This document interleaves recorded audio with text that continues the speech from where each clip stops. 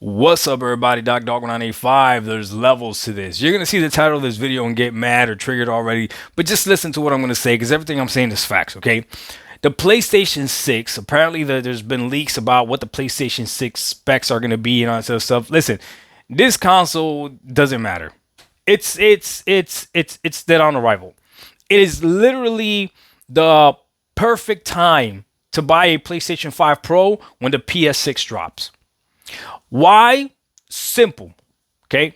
Sony is not going to abandon the PlayStation 5 base. Pay attention to how long it took them to abandon the PS4 base, which they still haven't done technically, right? Think about it, right? The PlayStation 5 fan base, oh, they're not leaving that console behind. The PS6 is only going to be a PlayStation 4 Pro, right? Because a PlayStation 5 is really a PlayStation 4 Pro. And then the PlayStation 5 Pro is really a PlayStation 5 Pro. So the PlayStation 6 is going to be a PlayStation 5 Pro. Maybe one more Pro. I lost count. Anyways, listen, it's going to be a moot point.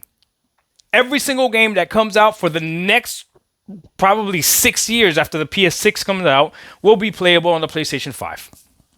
Hands down, they're not leaving that user base behind. They're definitely not. Not even close. So that would be the perfect time for you to get yourself a PlayStation 5 Pro. So somebody hopped into one of my streams. I was streaming on Twitch. Follow me on Twitch if you want to see me gameplay and stuff. I know people say, "Oh, Doc doesn't play games." I do play games. I just don't play them on YouTube. Anyways, somebody hopped on my Twitch and was like, "Hey, did you see the leak for the PlayStation 6 specs?" And I was sitting there and I'm like, I wasn't even excited to check because it's not going to matter. It's not going to matter. Everything's going to be held back by the last generation of the console, right? The same way that people want to claim that, Xbox games were being held back by the Series S. Technically, you could argue that it's being held back by the Xbox One. Right? That would be a better argument. Or the lower specs of PC gaming or whatever the lowest common denominator is over there.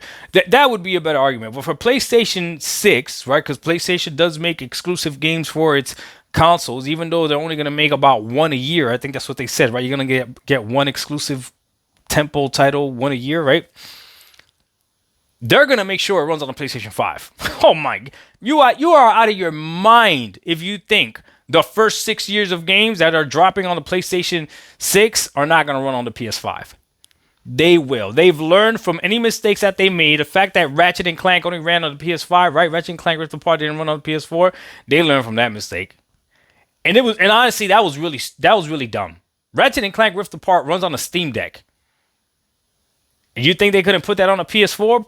That's crazy. But they sold the illusion of exclusive, which now is gone away, so it doesn't matter. So there it is. The PlayStation 6 is dead on arrival. Run out to get it as soon as it drops if you're an enthusiast. But if you're just, a regular gamer, just like me and just like all of us, that trust me, ain't no more hiding it. We're playing more Xbox games than anything else.